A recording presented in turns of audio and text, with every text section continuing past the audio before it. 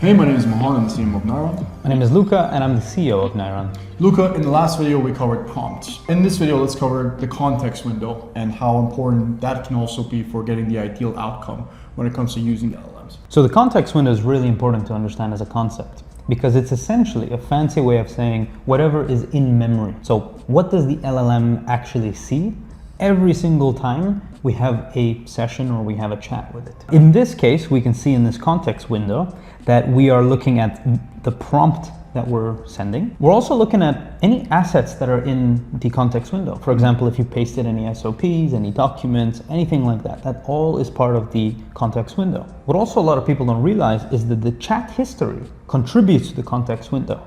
So as we're having larger and larger chats, that is bloating the context window. It's making it much larger.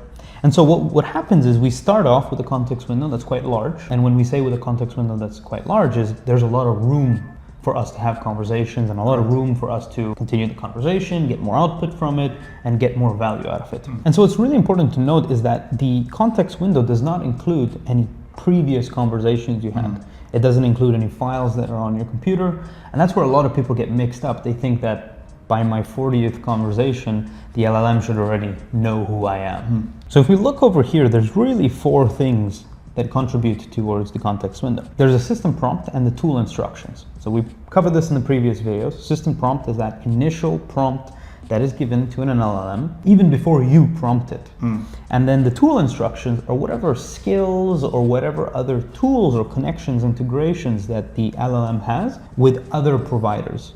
So if this was connected to Gmail, for example, it would have instructions on how to use Gmail. Every single time you start a session, it's loaded with that information. It doesn't really know how to do that from the very beginning without giving that information. The second is any documents that you pasted in. We covered that in the previous part. The third is the conversation history.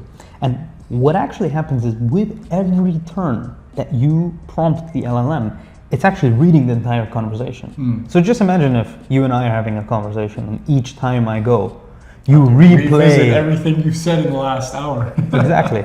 And so you can understand how as conversations grow, it actually gets even more complicated. And you can't really remember the first few messages or the first few things that we said. And then finally, of course, the current message or the last message that the LLM was given. It will actually see over here, the last message is typically 0.001% of the entire context window. People typically think like, oh, I don't want to give too much information because it'll bloat the context window. What's actually true is that contributes such a small margin of the total context window, it doesn't actually make sense. And that's probably the only amount of leverage that you have to kind of steer the conversation. And so when we consult users on how to use the LLMs the best way possible, we actually say try to give as much as information as possible. Don't think about the input on the tokens, think more about the output, right? If we look over here, step by step, a real example of what a context window looks like with the right amount of tokens, a simple question like, summarize this for me, and then you paste a book. The actual input is only 5 tokens. Summarize this for me, pretty short. You have the system prompt, that's about 2,000 tokens. You have the tool calls, so if it needs to go search the web to verify anything from the book or whatever, 3,000 tokens. You have the document itself, that could be up to 15,000 tokens. Depending on the size of the book. Of course. And then any of the earlier conversations that you've been having, maybe 8,000 tokens, sometimes even more. And then finally, again, that last 5 token question that you asked. And so what you're looking at for a simple question, you're looking at about 30,000 tokens.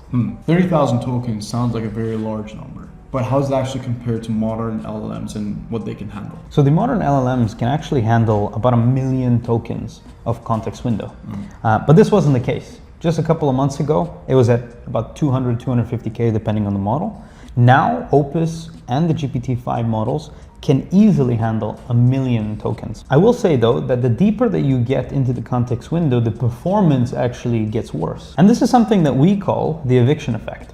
It's essentially a mechanism that the model starts forgetting the earlier parts of the conversation. And this is because it puts a larger emphasis on the last few messages that went through. So what ends up happening is the further that you get into the session, the performance drops quite a lot because it's forgetting the first few messages. Interesting. And so what actually happens when you hit your context window? If you hit 1 million, or even right before you hit about 1 million, the LLMs will actually compact the session, which is essentially, it takes the entire session and it says, let me create a new session within the same interface that you're looking at, but let me summarize what's been said. And so it takes this 1 million tokens, summarizes it into maybe 100K tokens.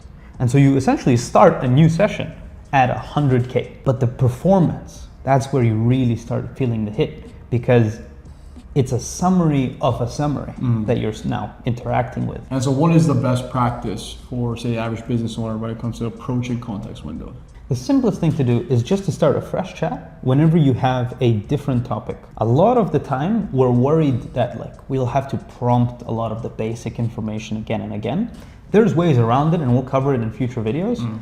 But just starting a fresh session helps the LLM understand what is important and how does it deliver the best value in the shortest amount of tokens, because it's optimized for that. We'll cover all the workarounds when it comes to actually working with LLMs and handling context windows to make sure the output's always optimized. Until then, guys, make sure you subscribe to our newsletter. Links in the description below. You can also follow us on LinkedIn, where we're very active. Until next time, we'll see you in the next video.